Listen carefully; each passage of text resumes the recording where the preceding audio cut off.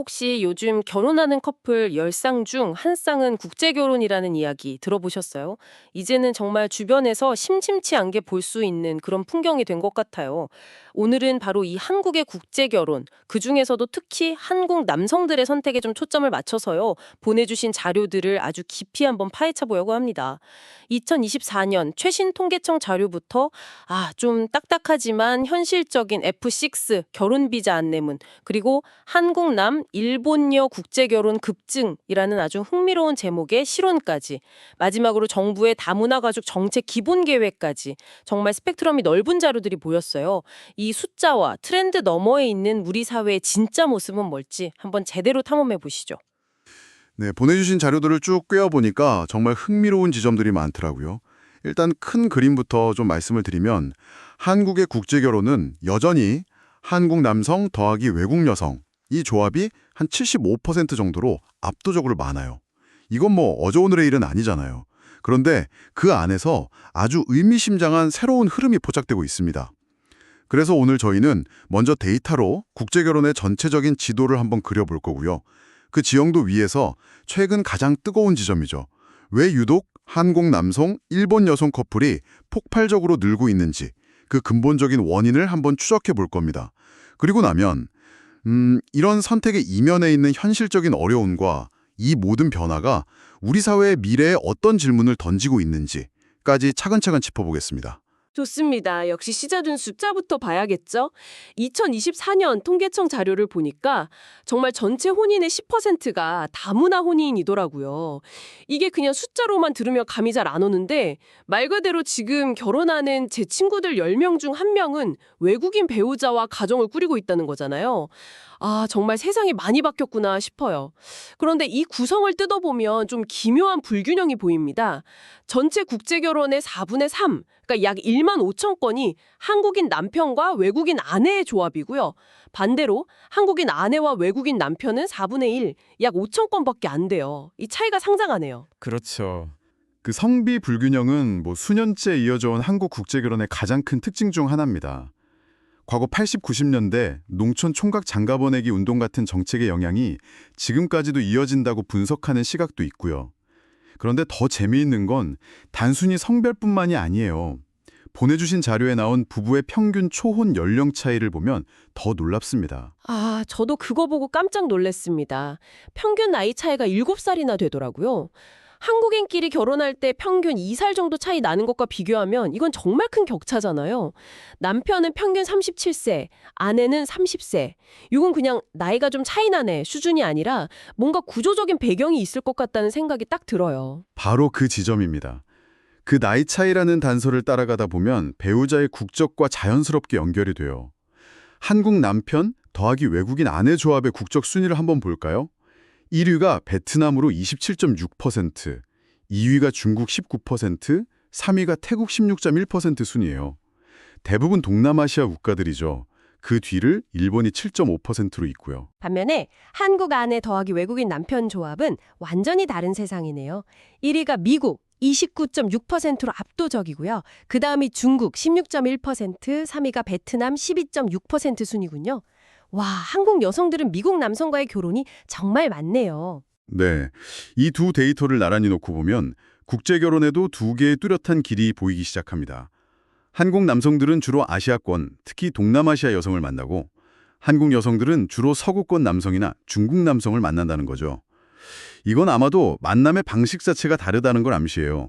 전자는 이제 결혼 중개업체를 통해 상대적으로 짧은 시간에 이루어지는 경우가 상당수 포함될 가능성이 높고 후자는 유학이나 직장 생활 같은 환경에서 자연스럽게 연애를 통해 결혼으로 이어지는 경우가 많을 거라고 그렇게 추론해 볼 수 있는 거죠.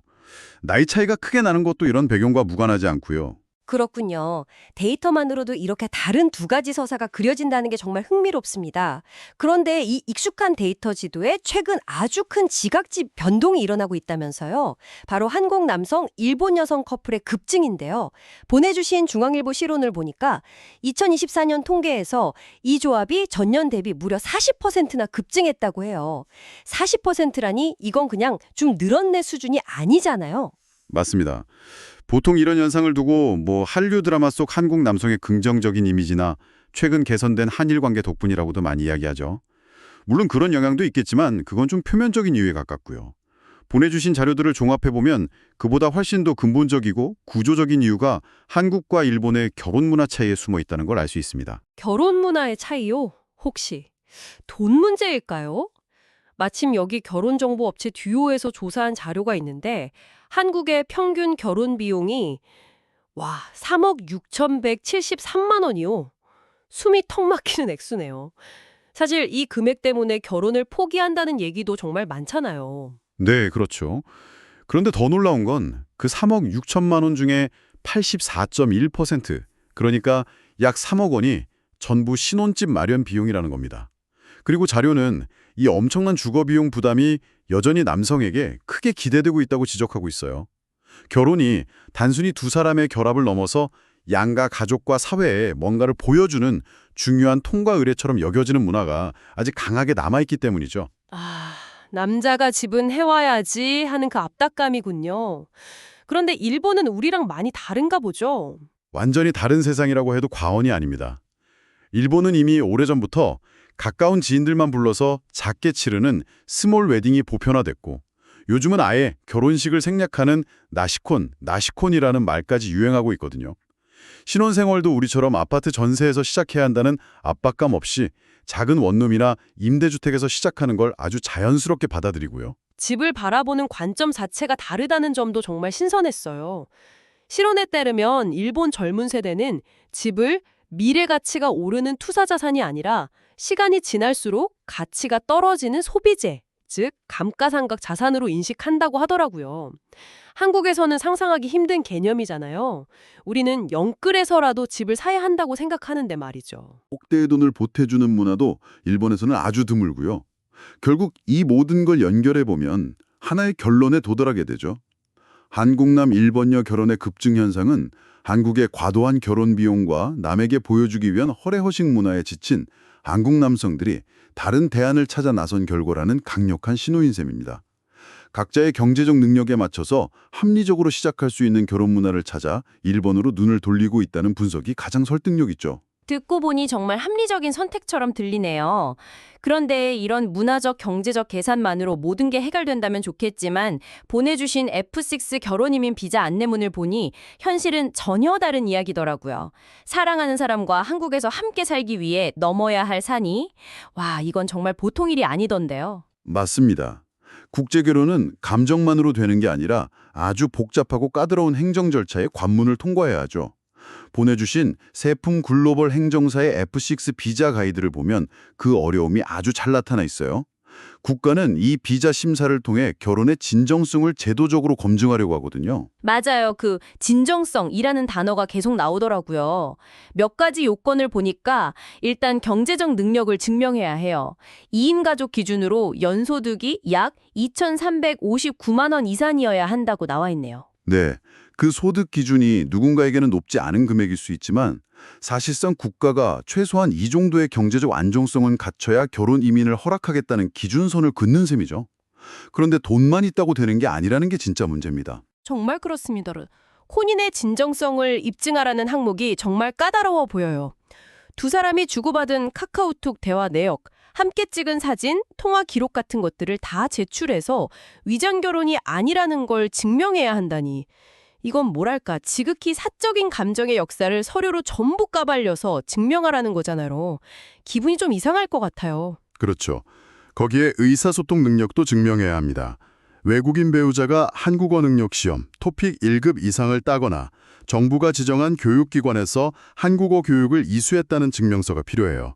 물론 부부 사이에 아이가 있거나 외국인 배우자가 과거 한국에서 1년 이상 거주한 경험이 있으면 면제되기도 하지만 기본적으로는 언어 능력까지 국가가 검증하겠다는 거죠. 이 모든 요건은 국제결혼이 결코 낭만적인 선택만은 아니며 이주 과정 자체가 당사자들에게는 엄청난 스트레스와 어려움일 수 있다는 걸 보여줍니다. 이렇게 어려운 과정을 다 거쳐서 결혼에 골인한다고 해도 그 행복이 계속되리란 보장은 없는 것 같아요. 결혼이 늘어나는 만큼 이혼도 함께 늘어나는 추세인데요. 한 기사를 보니까 특히 한국 남성과 베트남 여성의 이혼율이 13년 만에 최고치를 기록했고 심지어 국적 취득을 위한 위장 결혼 논란까지 다시 불거지고 있다고 하더라고요. 하지만 이런 문제를 단순히 외국인 아내의 배신 같은 한쪽의 책임으로만 돌릴 수는 없겠죠. 마침 여기 결혼 해체를 경험한 남성들의 목소리를 깊이 있게 다룬 연구 자료가 있습니다. 네, 결혼 이주 여성과 이혼한 한국 남성의 결혼 해체 경험에 관한 연구라는 논문인데요. 이 연구가 아주 중요한 이유는 흔히 빠지기 쉬운 가해자 피해자라는 이분법적인 구도를 넘어서서 문제의 복합적인 구조를 들여다보기 때문입니다. 연구에 참여한 남성들은 이혼 사유로 대부분 아내의 가출과 외도를 꼽았어요. 자기들은 피해자라고 생각하는 거죠. 그런데 이혼한 여성들의 입장이 또 완전히 달랐다고요? 네, 다른 연구들을 보면 여성들은 정반대의 이야기를 합니다. 남편의 경제적 무능력, 지속적인 학대와 폭력, 그리고 시어머니를 포함한 배우자 가족과의 갈등을 주된 이혼 사유로 들었죠. 와, 양쪽 얘기가 이렇게 다를 수가 있나요? 그럼 도대체 누구 말이 맞는 거죠? 바로 그 지점이 이 연구의 핵심입니다. 누구 한쪽이 거짓말을 한다기보다 각자가 처한 현실과 입장에 따라 완전히 다른 경험을 했다는 거죠. 이 연구는 이혼의 진짜 원인이 어느 한 사람의 잘못에 있는 게 아니라 그들을 둘러싼 구조적인 문제에 있다고 지적합니다.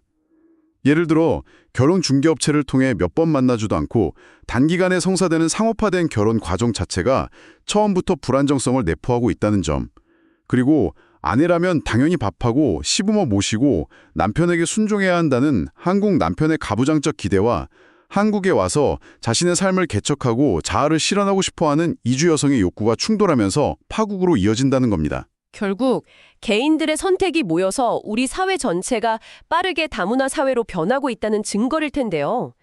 2021년 기준으로 다문화 가구원 수가 이미 112만 명을 넘어섰다고 하니 정말 거대한 변화의 물결 속에 있는 것 같습니다.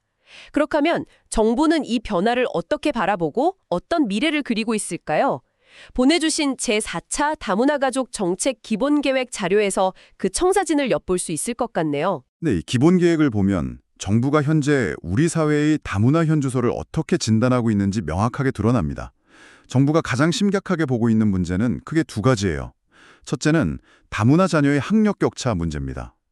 자료에 따르면 다문화 가족 자녀와 전체 국민 사이의 고등교육기관, 즉 대학 진학률 격차가 무려 31%포인트에 달합니다.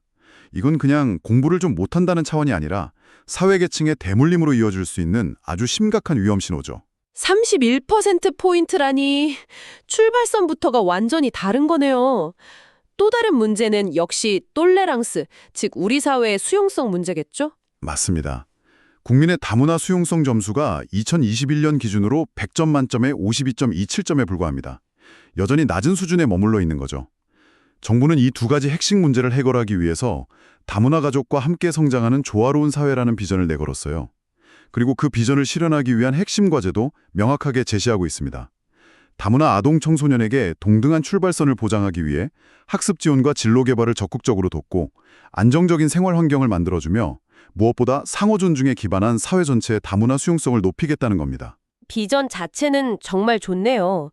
함께 성장하는 조화로운 사회. 하지만 저희가 방금 얘기 나눴던 낮은 수용성 점수나 심각한 교육 격차 같은 현실을 보면 갈 길이 정말 멀어 보입니다. 그렇죠. 정책의 방향성은 올바르게 잡았지만 그 비전과 현실 사이의 간극을 메우는 것이 앞으로 우리 사회의 가장 큰 숙제가 될 겁니다. 오늘 정말 다양한 자료들을 넘나들며 깊은 이야기를 나눈 것 같습니다. 정리를 좀 해보자면 국제결혼은 이제 더 이상 낯선 일이 아닌 우리 사회의 중요한 현상이 됐습니다. 특히 한국남 일본녀 결혼의 폭발적인 증가는 한국 사회 내부의 과도한 결혼 비용이나 보여주기식 문화 같은 문제점을 비추는 거울과도 같았고요. 하지만 동시에 복잡한 비자 절차나 이혼 과정에서 드러나는 수많은 갈등에서 보듯 그 현실은 결코 장밋빛만은 아니었습니다. 더 큰 그림에서 보면 우리가 마주한 심각한 저출산 위기 속에서 국제결혼의 증가는 어쩌면 피할 수 없는 흐름이자 한국 사회의 구조적 변화를 이끄는 중요한 동력이 될 겁니다. 정부는 함께 성장하는 조화로운 사회라는 이상적인 미래를 이야기하지만 오늘 우리가 살펴본 여러 자료들은 그 길이 결코 순탄치 않을 것임을 분명히 보여주고 있죠. 다문화 자녀의 교육 격차 문제, 여전히 바닥 수준인 사회적 수용성, 그리고 결혼 이주 과정 자체에 내재된 구조적 갈등까지 해결해야 할 과제가 정말 산더미처럼 쌓여 있습니다. 맞습니다. 그럼 마지막으로 이 질문을 던지면서 오늘 이야기를 마무리하고 싶네요. 당신이 보시기에 오늘 우리가 살펴본 이 국제결혼의 증가는 과연 주택 문제나 젠더 갈등 같은 한국 사회의 고질적인 문제를 해결하는 하나의 대안이 될 수 있을까요? 아니면 어쩌면 이 현상 자체가 우리가 알던 전통적인 한국 가족의 의미를 근본적으로 재구성하는 거대한 사회 변화의 시작을 알리는 신호탄일까요? 한 번쯤 깊이 생각해 볼 문제입니다.